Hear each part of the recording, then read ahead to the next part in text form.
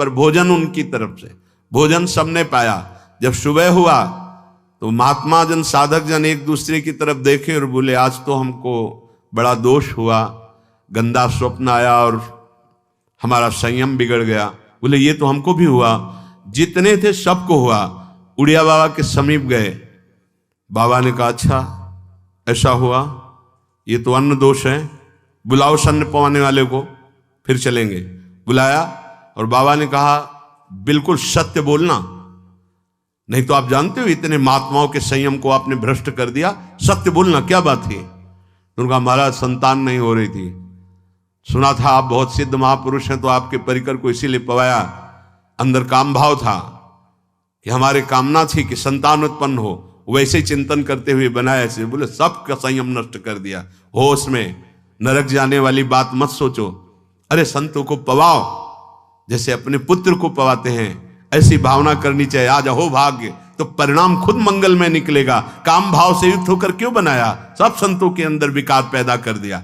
अन्न का प्रभाव पड़ता है, हम जैसा अन्न पाते हैं वैसा। कई बार सुनाया है, सिद्ध महापुरुष पूज्य प्रातः स्मरण श्री बलराम दास जी महाराज झाड़ू मंडल के, यमुना के पावन तट पर ही है, रासमंडल के पास ही, वो अपने एक लता के नीचे बैठे हुए भगवत चिंतन कर रहे थे।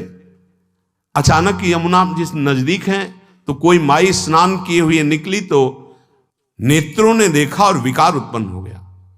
वयोवृद्ध सिद्ध महापुरुष, उन्होंने कहा आप तो इस शरीर को नष्ट कर दूंगा। शिष्यों ने कहा महाराज ऐसा क्यों? बोले किसी माता के शरीर को देखकर हमारे अंदर विकार क्यों आ गया? ऐसा नहीं, आज तक कभी नहीं हुआ, ऐसा क्यों हुआ? उनका महाराज आपस में सब शिष्यों ने कि कुछ ना कुछ तो खान पान में गड़बड़ी हो गई तभी ऐसा हुआ। बाबा आज परिक्रमा करते हैं वृंदावन की, बाद में आप जो आदेश करेंगे जैसा करेंगे, पहले परिक्रमा। वृंदावन की परिक्रमा का बहुत बड़ा प्रभाव, जब कभी मन आपका ऐसा विक्षिप्त हो, परेशान हो, तत्काल परिक्रमा प्रारंभ कर देना नाम जप करते हुए। आप देखना परिक्रमा पूरी होते होते शांति हो जाएगी। बाबा ने खूब नाम कीर्तन करते हुए शिष्यों के साथ परिक्रमा दी, मन का विकार शांत हो गया।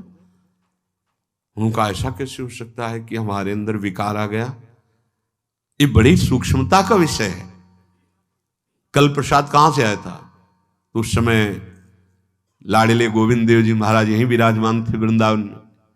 बोले तो ठाकुर गोविंद देव जी का प्रसाद आया था।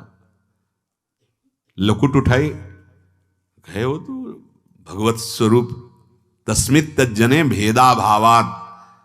भगवान और भगवान के ऐसे जनों में भेद नहीं होता, वो भगवत स्वरूप होते हैं। गए और कहा बताओ आपका प्रसाद न पावे तो अपराध लगे कि प्रसाद नहीं पाया, और प्रसाद पावे तो हमारे अंदर काम जागृत हो जाए, हम तो मरे ना दोनों तरफ से। तो ठाकुर जी बात कर रहे थे, दूसरों को नहीं सुनाई दे रहा था। कह रहे थे कि देखो नाराज मत हो, कलकत्ता की वैश्या थी, उसने भोग लगाया, अब उसने भोग लगाया तो हमने चख पाया, तो आपको प्रसाद का किनका लेना चाहिए? किसने कहा था कि पूरा प्रसाद पाइए? जरा किनका ले लेते हो, मधुकर ही पाते। हाँ ये बात आपकी मान, तो हमारा तो पूरा विश्व है, कोई भी भोग लगाएगा हम तो पाएंगे। और हमारे प्रसाद की निष्ठा आप सबके हृदय में, तो किनका लीजिए, पूरा मत पाइए। सोचिए, भगवद अर्पित प्रसाद और वृत्ति भगवान ने आदेश किया किनका पाओ, माधुकरी मांग के खाओ।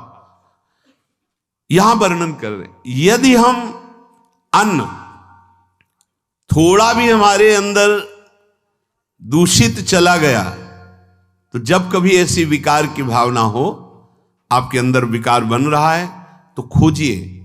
आपने कोई दृश्य देखा है, आपने किसी से बात की है, आपने कोई ऐसा संकल्प बनाया, नहीं, तो फिर भोजन दोष आ गया।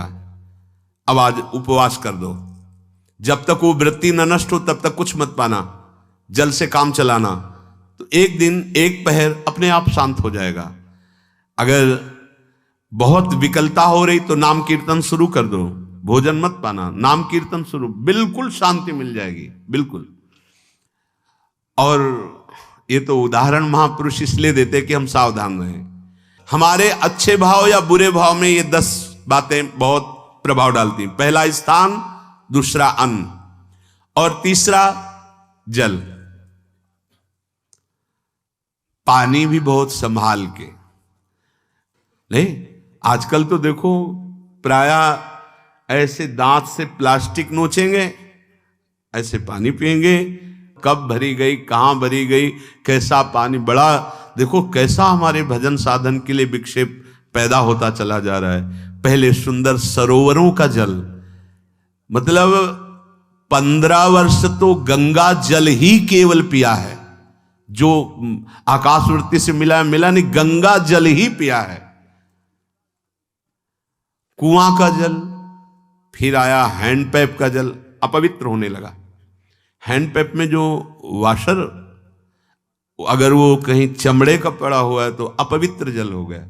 अब हैंडपैप का भी अंतर ध्यान स्वरूप हो गया, अब तो नहीं दिखाई देता। अब रह गया है मोटर से निकले और फिल्टर में जाए, वो मशीन जो फिल्टर करती है पानी को, आरओ, उससे। अब वो जिनके पास है तो है, नहीं तो परिक्रमा लगाया हो, आपको पानी पीने को नहीं मिलेगा। देखो कैसा समय आ गया। भोजन, पहले कोई दगाबाजी भोजन में तो नहीं करता था। गांव में जब जिसके यहां दूध बेचा जाता था ना, उसको बहुत लघु दृष्टि से देखा है, गाय माए एक बराबर होती है, ये दूध बेचता है। 10-5 किलो मठा तो आप ऐसे मांग के ले सकते थे, अगर अड़ोस पड़ोस में वो मठा मिल जाएगा। जब कोई उत्सव होता, फ्री दूध